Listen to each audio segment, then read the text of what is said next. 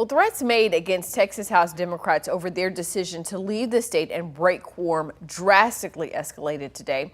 This morning, a bomb threat was reported at the hotel where the House Democrats are staying in St. Charles, Illinois. 400 people had to evacuate that hotel.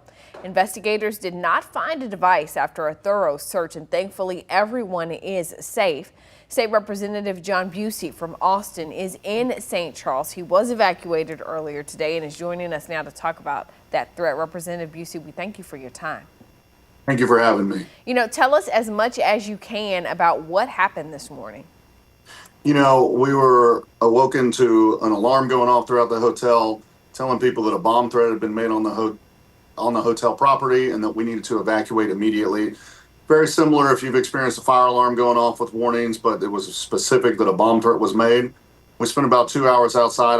I'd like to thank Governor Pritzker, law enforcement, and the hotel staff. They showed real leadership, something that we lack in Texas from our governor. They showed real leadership, and they made sure that we were safe and the facility was safe, and they're now doing everything they can to ensure that we stay safe. So just a big thank you to all of them.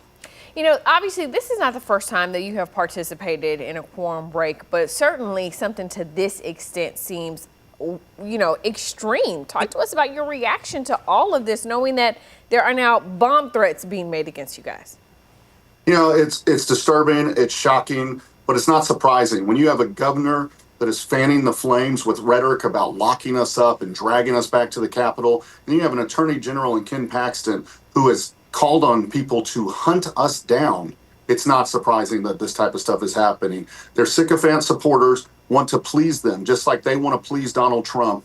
And so they're doing these actions and they're putting people's lives at risk. We are having a political fight. We're having a political debate. We are using our constitutional right to break quorum, and that's what we're doing. What they are doing is now taking it from a political conversation and using violent rhetoric that puts everybody at risk. It needs to stop. The governor, the attorney general need to make public statements demanding that the actions of this morning never happen again. Yeah.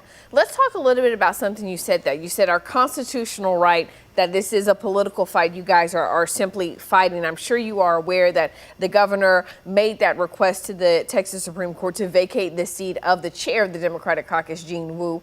Talk to us about the actions that are happening now, going to the court system to try to get you all to come back to Texas. Yeah, I saw that he and the Attorney General Ken Paxton were having a catfight about who had the authority to go to the court and do that action. But let me tell you why this matters and what's happening. They are trying to lock up political opponents. We now have Donald Trump saying the FBI should help.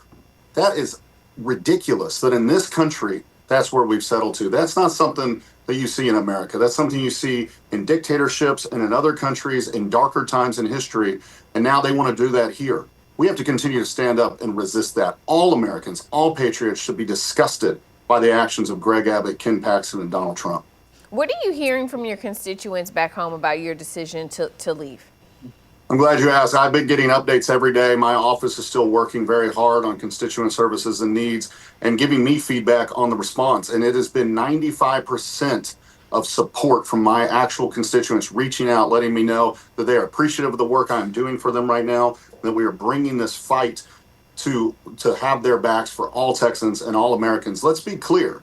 Donald Trump has asked Greg Abbott to help him steal 5 congressional seats, silence the voice of Texans, and rig the midterm elections. If they are successful in Texas, that means they will continue to slash healthcare coverage for all Americans, continue to cut education funding for all American children.